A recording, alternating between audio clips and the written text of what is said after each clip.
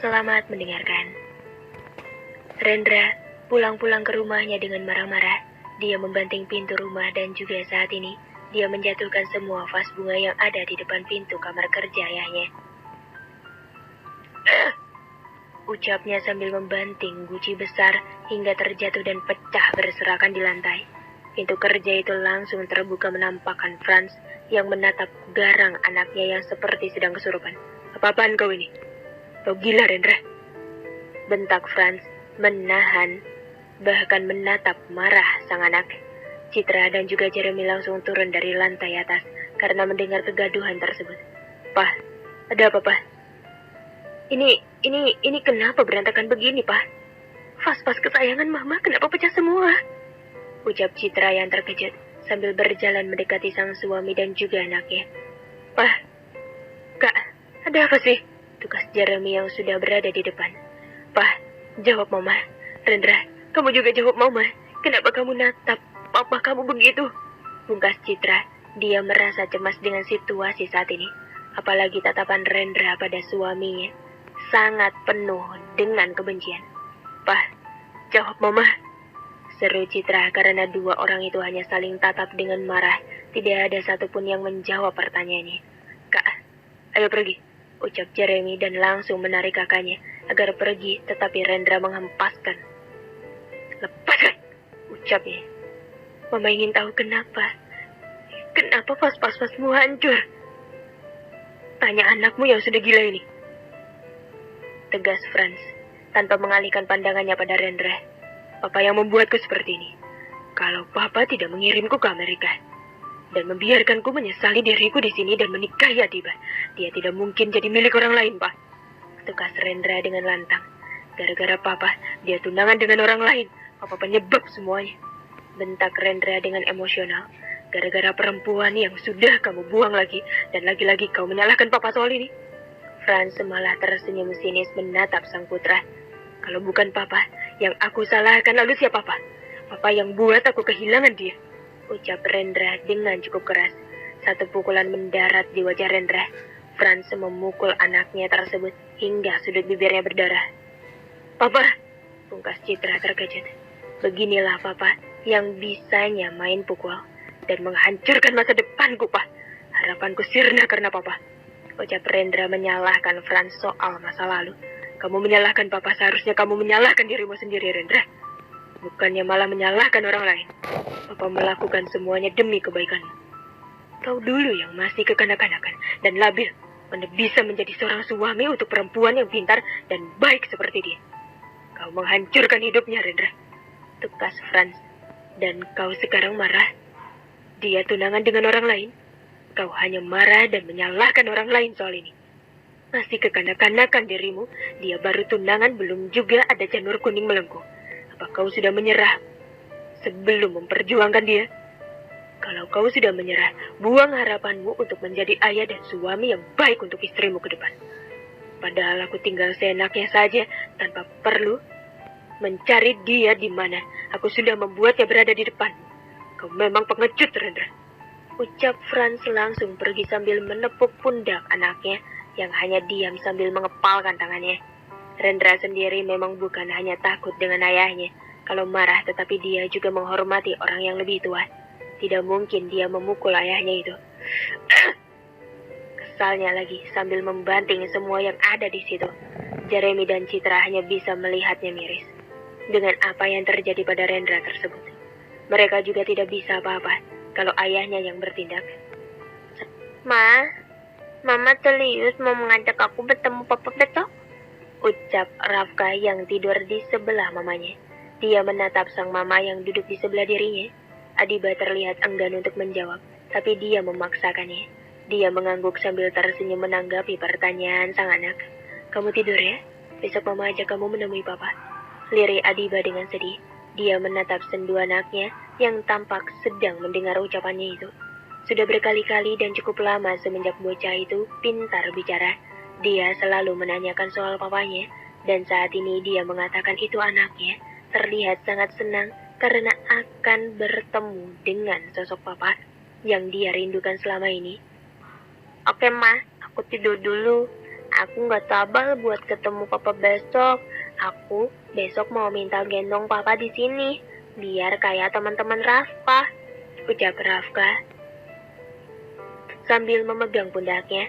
Dia memang sering melihat anak-anak lain bersama orang tua mereka yang lengkap saat di taman. Papa mereka selalu menggendong mereka di pundaknya, dan dia juga ingin merasakan begitu. Mata Adiba berkaca-kaca mendengar ucapan sang anak. Dia sedih melihat itu. Kan Rafka sering digendong di pundak sama Om Alvin, ucap Adiba. Itu kan Om Mama, bukan Papa. Aku pengennya digendong Papa. Mama benar kan? Besok mau nemuin aku sama Papa, ucap Rafka. Adiba hanya bisa mengangguk. Apa yang harus dia bilang kalau itu bukan papanya, tetapi hanya orang lain yang baik pada mereka selama ini. Yeay, aku mau ketemu Papa besok. Aku ketemu Papa, ucap Rafka girang. Sudah kamu tidur ya? Ucap Adiba sambil memeluk anaknya dengan begitu hangatnya. Matahari sudah bersinar cukup terang. Rafka sudah bangun lebih dulu, bahkan dia dari tadi pagi meminta untuk segera mandi, dan dia dimandikan oleh omanya, yaitu Bunda Julia. Sedangkan Adiba belum bangun. Perempuan itu mungkin lelah pikiran dan juga batin sehingga membuatnya kesiangan kali ini. Oma, aku sudah tampan kan Oma? Aku tampan kayak papa aku nanti kan Oma? Aku mau ketemu papa nanti Oma, ucap Rafka penuh semangat. Iya Rafka, tampan kok. Cucu Oma ini kan emang tampan, pungkas Julia sambil menyisir rambut Rafka. Bunda, ucap Adiba yang rapi dengan pakaian kantornya. Dia begitu terburu-buru. Loh, kamu mau kemana? Tanya Julia. Aku mau kerja bun, ada urusan di kantor. Kok mama mau kerja katanya mau ketemu papa. Mama bilang kan semalam mau nemuin aku sama papa, ucap bocah kecil itu menatap matanya tak mengerti. Adiba langsung melipat kedua kakinya di depan sang putra sambil memegang bahu bocah itu. Rafka, Mama minta maaf ya. Mama hari ini ada urusan. Besok ya, Mama janji temuin kamu sama papa. Nggak mau, aku maunya sekarang. Aku mau ketemu papa, aku sekarang, Ma. Rengek bocah itu sambil menepis tangan mamanya. Sayang, Mama mohon. Mama minta maaf. Mama ada kerjaan. Besok ya, besok Mama janji sama kamu, ucap Adiba mengusap wajah anaknya yang sudah basah dengan air mata. Diba, kamu bagaimana sih? Ini Rafka sudah mandi dari pagi tadi loh. Dia seneng banget kamu mau nemuin dia sama papanya, ucap Julia membuka suaranya karena tidak tega melihat bocah itu menangis. Iya bun, tapi mau bagaimana, ada masalah di kantor bun. Mama jahat, Mama bohong sama aku malah sama Mama. Rafka langsung berlari masuk ke dalam kamar. Mendengar ucapan itu dari mulut sang anak membuat hatinya sakit. Tapi mau bagaimana lagi? Dia baru saja menerima kabar kalau barang-barangnya dibuang dan dipecat. Dan dia mau tidak mau harus datang ke kantor saat ini. Bunda, aku mohon ya. Aku minta tolong bujuk Rafka ya bunda. Supaya nggak marah sama aku bun. Aku nggak bisa kalau Rafka marah sama aku, ucap Adiba memohon sambil menggenggam tangan bundanya. Bunda nggak tahu bisa bantu kamu atau enggak. Kamu buat kecewa dia. Mau bagaimana lagi bun, ini buat masa depan Rafka. Aku disuruh ke kantor bun. Katanya aku dipecat, ucap Adiba sedih. Apa? Kamu dipecat? Kok bisa? Kamu buat salah apa? Tanya Julia terkejut mendengar itu. Aku nggak tahu apa yang terjadi. Dan yang menjadi alasan, aku dipecat bun. Aku harus ke sana. Aku berangkat ya bun. Aku sudah kesiangan. Doakan aku juga ya bun, semoga ini nggak benar, ucap Diba. Iya. Bunda doakan ya semoga itu nggak benar dan semoga kamu bisa bekerja di situ. Julia mendoakan Adiba dengan tulus. Dia kasihan jika memang Adiba harus dipecat karena pekerjaan itu untuk menghidupi Adiba dan Rafka. Bukannya dia tidak membantu kehidupan Adiba, tetapi Adiba sendiri yang menolak uang pemberian suaminya. Katanya mereka sudah banyak menolongnya dan katanya lagi Rafka tanggung jawabnya. Adiba langsung keluar dari rumahnya menuju mobil miliknya. Saat ini sedangkan Julia melihat Adiba sedih. Dia berharap yang terbaik buat anaknya tersebut. Dia kasihan selama ini hidup Adiba begitu menyedihkan. Dia ingin anaknya itu bisa bahagia ke depannya. Selamat mendengarkan. Adiba berlari terburu-buru menuju ruangannya sekarang. Dia tidak mengerti kenapa dia bisa dipecat, padahal selama ini dia tidak pernah merugikan perusahaan atau membuat masalah di perusahaan. Kenapa dia dipecat sekarang? Hito, panggil Adiba pada manajer keuangannya. Dia melihat Hito yang baru saja keluar dari ruangannya. Akhirnya kamu datang juga, ucap Hito. Meskipun Adiba atasannya. Tetapi Hito dan Adiba cukup dekat. Selama ini, saat di kantor, apa benar kamu katakan kalau aku dipecat? Gak mungkin kan, Tok? Ucap Adiba menatap Hito. Hito diam sejenak. Dia tampak bingung harus bilang apa pada Adiba. Sekarang kalau hal itu memang benar, itu benar, Adiba. Kamu dipecat oleh Pak Rendra. Bahkan barang-barangmu juga dibuang. Jelas Hito pada Adiba. Apa? Adiba tampak syok mengetahui itu. Adiba langsung berlari masuk ke dalam ruangannya. Dia ingin melihat sendiri kenyataan itu, kalau barang-barang miliknya juga dibuang. Hito mengejar Adiba masuk ke dalam ruangan.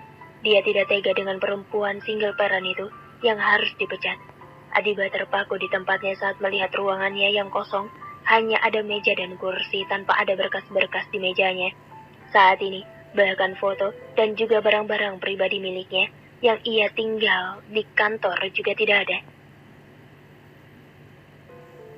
Benar, foto. Gumam Diba langsung berlari menuju meja kerjanya yang sudah kosong.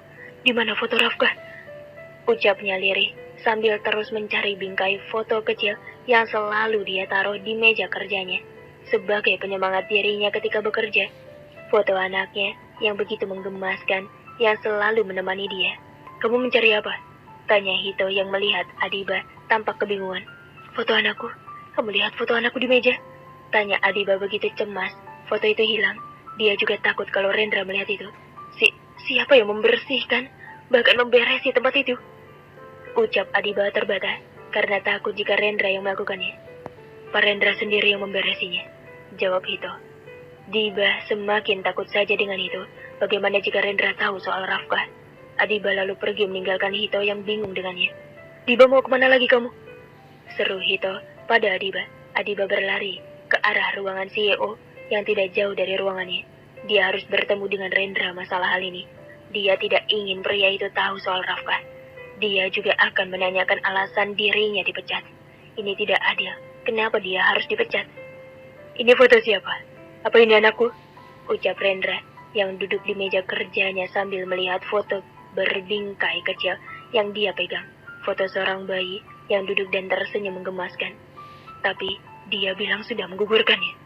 Lanjut Rendra tampak bingung dengan foto tersebut. Di tengah kebingungannya, pintu ruangannya saat ini terbuka, menampakkan wajah seorang perempuan yang memang dia harapkan kedatangannya sedari tadi. Apa maksudmu memecatku? Tugas Adiba berjalan mendekati Rendra yang tampak menaruh sesuatu di lokor meja, dan pria itu langsung berdiri menatapnya. Kau datang hanya bertanya soal maksudku memecatmu? Tidak ada lain yang ingin kamu bicarakan? Ucap Rendra dengan wajah serius. Dia berjalan mendekat ke arah Adiba. Kenapa kau mendekat? Tidak enak berbicara dengan jarak yang jauh. Tugas Rendra dengan tangan yang masuk ke saku celananya. Aku tanya padamu kenapa kau memecatku? Aku salah apa? Sehingga kau memecatku, ha? Kesal Adiba menatap nyalang Rendra yang menatapnya tak berekspresi.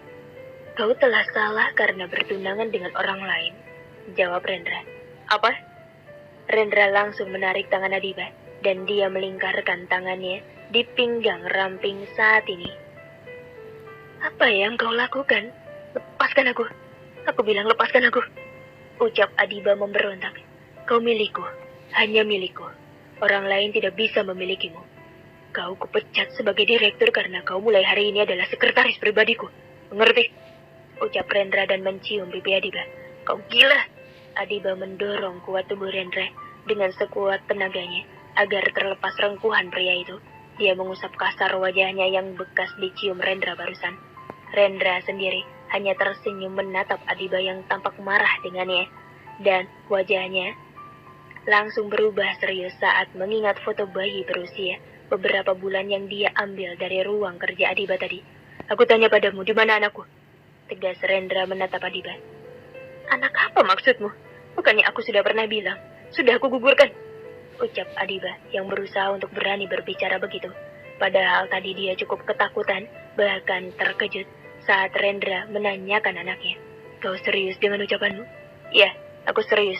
Anak haram darimu sudah mati saat dalam kandunganku. Tukas Adiba cukup lantang, tapi hatinya sakit saat mengatakan anak itu telah mati sejak dalam kandungannya. Padahal anak itu masih hidup sekarang. Gak mungkin. Aku tidak percaya. Dia masih hidup kan? Kau sembunyikannya di mana? Di mana dia? Aku ingin bertemu dengan anakku. Tegas Rendra yang terlihat menahan emosi karena anaknya dibilang telah tiada. Dia memang belum tahu kebenarannya, tapi dia yakin anaknya tidak mungkin tiada. Dia semakin yakin karena foto yang dia lihat barusan. Yakin sekali dirimu. Aku harus bilang berapa kali kalau dia sudah tiada. Bukannya kau sendiri yang menyuruhku menggugurkannya? Adiba mengepalkan tangannya menatap Rendra tak bersahabat. Oke, kau bersikeras tidak ingin memberitahuku kan? Aku akan cari sendiri kebenarannya. Ucap Rendra langsung pergi meninggalkan Adiba. Dia melewati perempuan itu begitu saja. Kau mau kemana? Jelaskan padaku, kenapa aku dipecat dan harus menjadi sekretarismu? Tukas Adiba pada Rendra. Rendra tidak menjawabnya sama sekali. Dia berjalan pergi dengan cepat meninggalkan Adiba dan menutup pintu ruangan itu dengan keras. Adiba terdiam di tempatnya. Dia langsung luruh ke lantai. Maafkan Mama, Nak. Maafkan Mama. Mama mengatakan kamu sudah tiada. Maafkan Mama. Ucap Adiba menangis menyesali apa yang dia ucapkan barusan.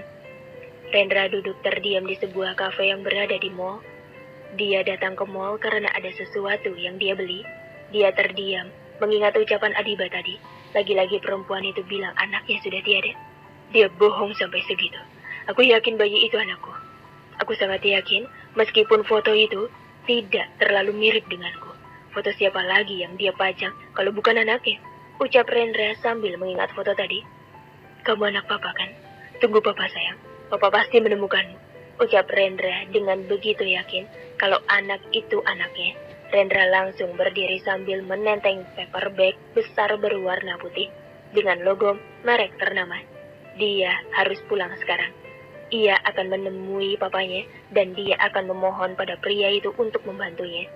Dia benar-benar ingin bertemu dengan anaknya. Saat Rendra baru berjalan keluar dari dalam kafe, tiba-tiba ada yang menabrak dirinya saat itu. Dan itu anak kecil yang kira-kira berumur 5 tahun. Bocah itu terdorong dan jatuh terduduk di depannya. Rafka!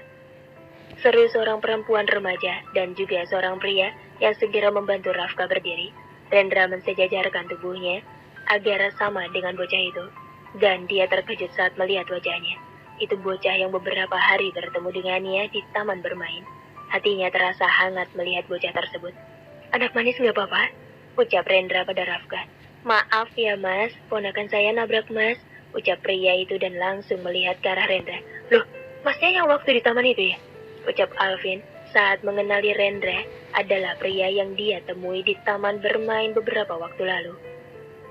Di mana waktu itu Rafka juga menabrak pria di depannya.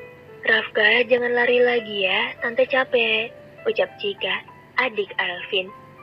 Aku nggak mau sama tante Cika, sama Om Alvin. Aku maunya sama Mama. Mama bohong sama aku, katanya mau nemuin aku sama Papa. Tapi Mama bohong, aku pergi. Ucap Rafka sambil menangis di depan Rendra. Rafka jangan nangis ya. Mama kan kerja sayang buat Rafka, biar bisa beli mainan kayak sekarang. Om ngajak kamu ke sini, kan mau beli mainan, ayo sayang. Ucap Alvin menarik pelan Rafka. Nggak mau, aku nggak mau mainan, aku maunya Papa. Aku mau Papa, Om bukan mainan. Aku mau ketemu Mama, aku nggak mau ajak Mama ketemu Mama, Om. Rengek Rafka. Rendra yang melihat itu seperti tidak tega hatinya. Sakit melihat bocah itu menangis. Sini sama Om Rendra sayang. Jagoan kau nangis, ucap Rendra pada Rafka. Memang papa sama mamanya kemana? Tanya Rendra. Pada Alvin dan juga Cika hanya bisa diam. Dan Alvin dan juga Cika hanya bisa diam dan saling lihat satu sama lain. Mamanya kerja, Mas. Terus papanya, ucapan Cika terhenti karena Alvin memotongnya. Papanya di luar negeri, Mas. Timpal Alvin. Oh, Rafka, gak usah nangis ya. Mama kan sibuk kerja. Papa mungkin juga sibuk kerja. Sama Om aja yuk. Om belikan es krim sama mainan. Ucap Rendra pada Rafka. Gak usah, Mas. Saya sama adik saya yang mau belikan. Gak apa-apa, gak usah sungkan. Dia seusia anak saya. Kalau anak saya masih hidup. Pungkas Rendra. Alvin dan Cika terdiam mendengar ucapan Rendra. Mereka menilai pria di depannya adalah orang yang baik. Bahkan mereka tidak saling kenal, tetapi ucapannya begitu ramah dan dia tampak baik dengan Rafka. Ayo, mau kan ikut Om? Ucap Rendra. Rafka mengangguk menjawab pertanyaan Rendra. Hal itu membuat Cika dan Alvin heran karena Rafka tipe anak yang tidak mau diajak siapa-siapa selain keluarganya. Ayo, kalian juga. Ajak Rendra pada kedua orang itu. Rendra tiba-tiba saja menggendong Rafka dan dia juga menenteng tas belanjanya. Entah mengapa dia ingin sekali menggendong bocah itu saat ini. 2 kali ia bertemu dengan bocah yang dia gendong saat ini. Seperti mereka saling ada ikatan satu sama lain. Tapi apa? Heran Rendra. Selamat mendengarkan. Enak es krimnya pada Rafka yang berada di pangkuannya. Rafka memang berada di pangkuan Rendra saat ini karena pria itu sendiri yang ingin memangku bocah 5 tahun itu. Dia merasa bocah itu mirip dengan dirinya dulu dan dia ingin lebih dekat lagi dengan bocah tersebut. Ini enak Om, boleh minta lagi? Ucap bocah tersebut dengan logat khas anak kecilnya. Rafka, udah nak, gak boleh banyak makan es krim. Nanti kalau mama tahu, Om bisa kena marah. Ucap Alvin yang melarang bocah itu. Enggak, mama enggak marah. Ucap bocah itu. Rafka, udah ya, kita pulang yuk, tante mau ada les. Ucap Cika. Mas, kita pulang ya. Ucapnya lagi pada sang kakak yang berada di sebelahnya. Nggak mau, aku mau sama Om ini. Aku nggak mau pulang. Mau marah sama mama. Rengek Rafka. Tidak mau pulang dan ingin terus bersama dengan Rendra. Lah, kok gitu sih, Dek? Yuk pulang. Ucap Cika berusaha mengajak pulang Rafka. Gak boleh gitu, sayang. Mama kamu kerja untuk kamu loh. Gak boleh marah sama mama ya. Ucap Rendra pada Rafka. Mama bohong sama aku. Aku marah sama mama. Dia bilang mau nemuin aku sama papa. Tapi mana? Pokoknya aku gak mau pulang. Gak mau ketemu mama. Ucap Rafka dan bocah tersebut mulai menangis saat ini. Rafka, gak boleh gitu sayang. Mama kamu kerja buat kamu selama ini. Dia mati-matian kerja. Cuma buat kamu. Kamu gak seharusnya begitu. Ucap Cika. Sedikit tersulut emosi oleh bocah 5 tahun tersebut. Cika, namanya anak kecil, kamu jangan begitu. Tegur Alvin pada adiknya. Rafka pulang ya. Nanti mama kamu nanyain kamu loh. Pulang sama Om ya. Ujar Alvin dan akan menggendong Rafka yang menangis takut karena dibentak oleh Cika barusan. Anak ganteng jangan nangis. Ucap Rendra sebelum mengangkat Rafka dan menyerahkannya pada Alvin. Rasanya dia tidak tega melihat bocah itu menangis dan tidak rela bocah itu dibawa pulang. Jangan nangis ya. Om antar kamu pulang. Om ikut Rafka boleh? Tanya Rendra pada bocah itu. Rafka yang menangis langsung mendongak melihat Rendra. Boleh. Lirih Rafka.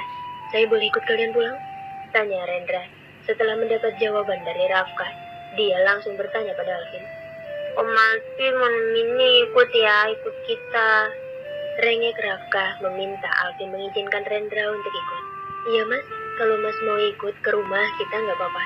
Maaf banget ya mas, udah ngerepotin masnya. Ucap Alvin.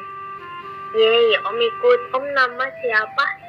Tanya Rafka yang mulai berhenti menangis karena senang pria di depannya mau ikut dengannya pulang ke rumah. Nama Om Rendra. Nama kamu Rafka kan? Iya Om, ucap Rafka terlihat girang. Kalau begitu biar Rafka satu mobil sama saya saja ya, ucap Rendra. Seketika Alvin dan Cika melebarkan matanya saling pandang. Saya nggak akan nyulik dia kok. Kalau kalian takut Rafka saya culik, adik kamu biar ikut di mobil saya, ucap Rendra. Ya udah mas, nggak apa-apa, ucap Alvin akhirnya. Tiba Sedang berada di kantornya, dia duduk di kursi sekretaris yang berada di luar ruangan Rendra. Meja dan kursi itu tempat barunya saat ini. Hari ini dia sebenarnya tidak kuat lagi berada di sini. Tapi mau bagaimana lagi? Dia harus memaksakan diri. Budiba kok di sini? Tanya seorang pria yang berjalan di depan Adiba saat ini. Iya Pak, saya sudah dipecat sebagai direktur dan sekarang saya bekerja sebagai sekretaris Pak Rendra. Jadi saya di sini. Ucap Adiba lirih. Dipecat? Bagaimana bisa? Ucap pria yang menjabat sebagai direktur di tempat ini. Saya juga tidak tahu. Ya sudah, kalau begitu saya permisi dulu. Ucap pria itu dan langsung pergi setelah Adiba menunduk memberi salam. Adiba sesekali melihat ke arah jam yang tergantung di dinding. Ini sudah jam makan siang, tetapi Rendra sejak pagi sehabis berbicara dengannya tidak kunjung kembali. Kira-kira kemana pria itu pergi, batin Adiba. Kuat Adiba, kamu harus kuat demi Rafka. Jangan takut dengan pria itu, ucapnya sembari menghela nafas ringan. Dia akan menjalani ini semua. Dia pasti bisa melakukannya. Mobil Rendra sudah berhenti di sebuah rumah minimalis, tetapi sedikit agak besar dari kompleks perumahan yang kecil. Om, ini rumah aku, ucap Rafka pada Rendra. Ini rumah kamu? Tanya Rendra pada Rafka. Bocah itu mengangguk antusias. Ayo, Rafka turun, ajak Cika yang duduk di kursi belakang. Karena tadi Rafka tidak mau dipangku dan ingin duduk di depan bersama dengan pria yang baru saja mereka kenal. Ayo Om, ayo. Om pasti senang lihat Om. Karena udah beliin aku es krim. Ucap Rafka sambil menarik-narik tangan Rendra. Iya sebentar ya. Ucap Rendra langsung melepas sabuk pengamannya. Dan dia juga melepaskan sabuk pengaman Rafka. Kamu di sini dulu ya. Om yang bukain pintu dari luar. Ucap Rendra dan langsung keluar dari mobilnya. Begitu juga Cika yang langsung keluar saat mobil kakaknya juga sudah masuk ke halaman rumahnya. Rendra langsung membuka pintu mobil di mana Rafka duduk dan dia langsung menggendong bocah itu. Ini rumah Rafka ya? Ucap Rendra sambil berjalan menggendong Rafka. Iya, ini rumah Rafka. Maksudnya rumah Oma sama Opa, ucap bocah itu polos. Rafka, ayo ikut Om, ucap Alvin. Gak usah, biar saya saja, ucap Rendra. Masnya gak capek? Mas, gendong Rafka, tanya Alvin. Enggak kok. Kalau begitu masuk dulu yuk Mas. Jika kamu bilang Bunda, kalau ada tamu suruh buatin minum, ucap Alvin pada adiknya tersebut. Iya Mas, jawab Cika sambil berjalan masuk ke dalam. Alvin dan juga Rendra juga ikut berjalan masuk ke dalam rumah tersebut. Tetapi langkah Rendra terhenti saat dia akan masuk ke dalam karena ponsel miliknya berbunyi membuat dia langsung mengambilnya dari saku celana. Kak, kamu di mana? Kata orang kantor kamu tidak ada di kantor sekarang. Cepatlah ke kantor. Papa mau ke situ. Jangan sampai dia sudah datang kamu tidak ada, ucap Jeremy pada Rendra saat pria itu sudah mengangkatnya. Kenapa pria itu datang ke perusahaanku, ha? Aku tidak tahu. Buruan ke kantor, ucap Jeremy. Panggilan tersebut langsung terputus. Ayo Mas masuk, ucap Alvin meminta Rendra masuk. Ayo Om, ajak Rafka. Om minta maaf ya sama kamu. Om ada urusan. Lain kali Om kesini lagi, oke anak ganteng? Ucap Rendra menurunkan Rafka dari gendongannya. Maaf ya, saya permisi dulu. Saya ada urusan penting, ucap Rendra yang langsung berlari pergi menuju mobilnya, membuat Alvin yang akan berbicara langsung terhenti karena Rendra yang sudah berlari lebih dulu. Selamat mendengarkan. Rendra buru-buru ke kantor saat ini. Dia sedikit berlari agar sampai ke ruangannya. Dia bisa habis kalau papanya tahu dia tidak ada di kantor saat ini. Dan dia sudah sampai di depan ruangannya sambil terengah-engah. Dia sebentar untuk mengatur nafasnya. Adiba yang berada di situ melihat Rendra yang tadi berlari dan sekarang berdiri di depan mejanya sambil mengambil nafas dalam. Dari mana saja kau? Tanya Adiba dingin, terkesan cuek dengan Rendra. Rendra yang tadi saking terburu-burunya tidak menyadari kalau Adiba berada di depannya, langsung menatap perempuan itu dengan melihatnya aneh. Kau di sini? Tanya Rendra. Kau pikir aku di mana kalau tidak di sini? Ketus Adiba pada Rendra. Papaku mana? Dia sudah ke sini? Tanya Rendra pada Adiba. Papamu? Mana aku tahu, ucap Adiba. Rendra menegakkan tubuhnya, melihat ke sana kemari. Dan dia langsung mengitari meja kerja Adiba dan menarik tangannya. Ayo ikut aku, ucap Rendra sambil menarik Adiba masuk ke dalam ruangannya. Ada apa denganmu, lepaskan aku, ucap Adiba menolak, tetapi dia tetap ditarik ke dalam oleh Rendra. Tempatmu di ruangan ini, bukan di luar. Kau sekretaris pribadiku, mengerti? Duduk di sofa, perintah Rendra. Jangan asal bicara. Ruanganku di luar, bukan di sini, ucap Adiba yang terduduk di sofa karena Rendra mendorongnya pelan agar duduk. Mulai hari ini ruanganmu. Mengerti? Jangan banyak protes, tugas Rendra. Kamu serius tidak melihat papaku, calon mertuamu? Tanya Rendra pada Adiba. Adiba yang mendengar ucapan Rendra itu melebarkan matanya. Apa? Barusan kamu bilang apa? Ucap Adiba. Tidak usah pura-pura terkejut, ucap Rendra enteng, dan dia langsung mengambil ponsel miliknya dari dalam saku celananya. Ia akan menghubungi Jeremy. Bocah itu tadi bilang kalau ayah mereka akan ke kantor, lalu kenyataannya, mana? Dia tidak ada di sini.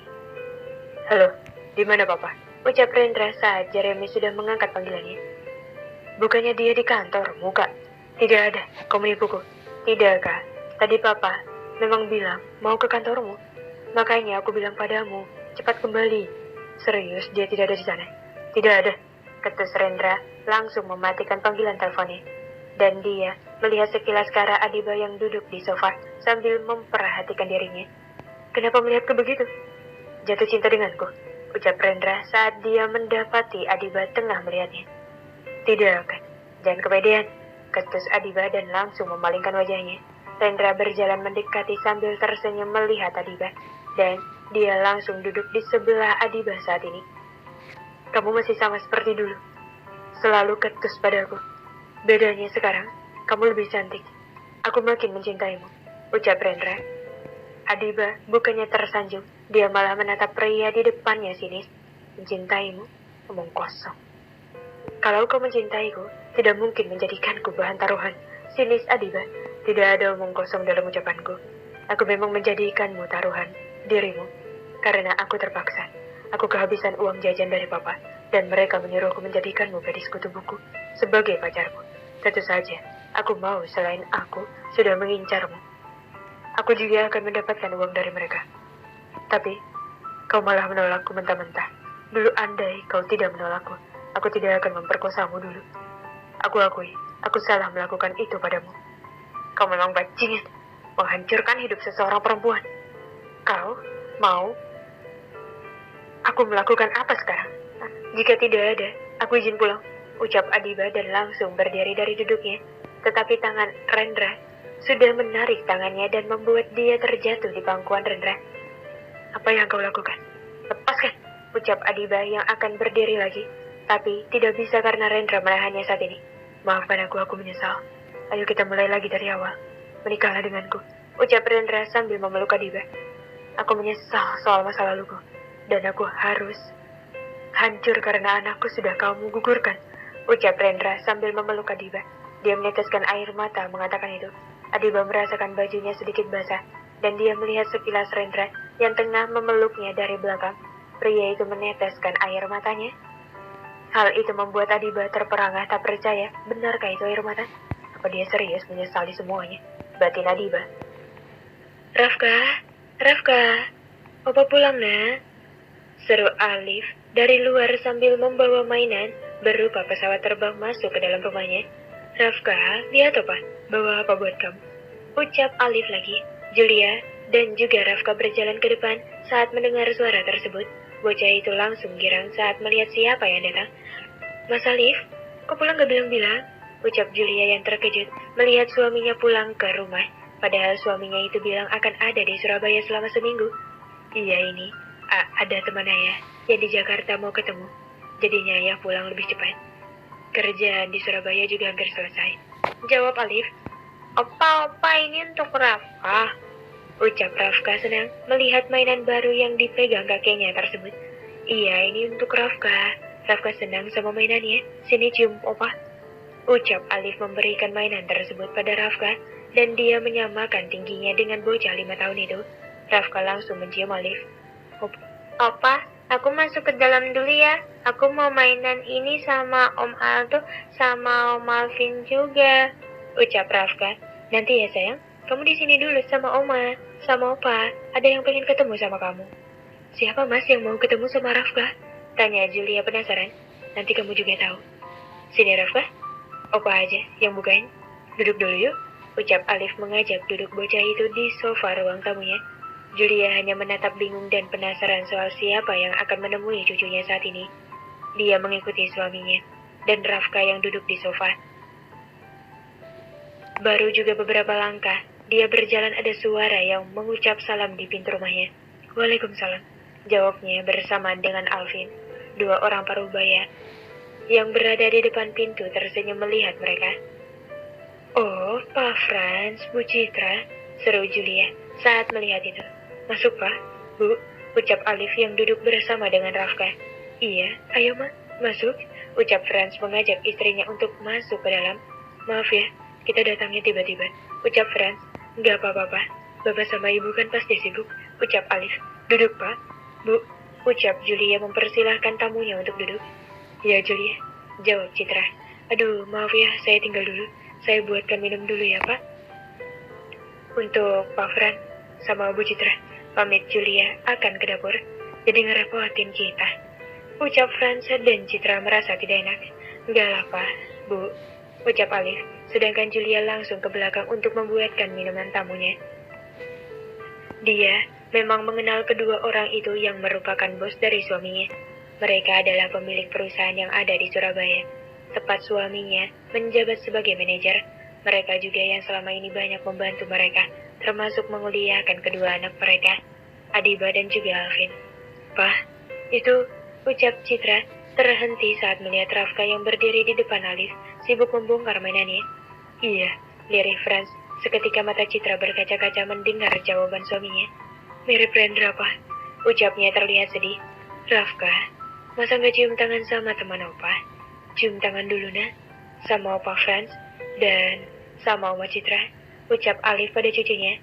Rafka langsung melihat kedua orang di depannya, dan dia berjalan menghampiri dua orang asing yang belum pernah dia lihat sebelumnya.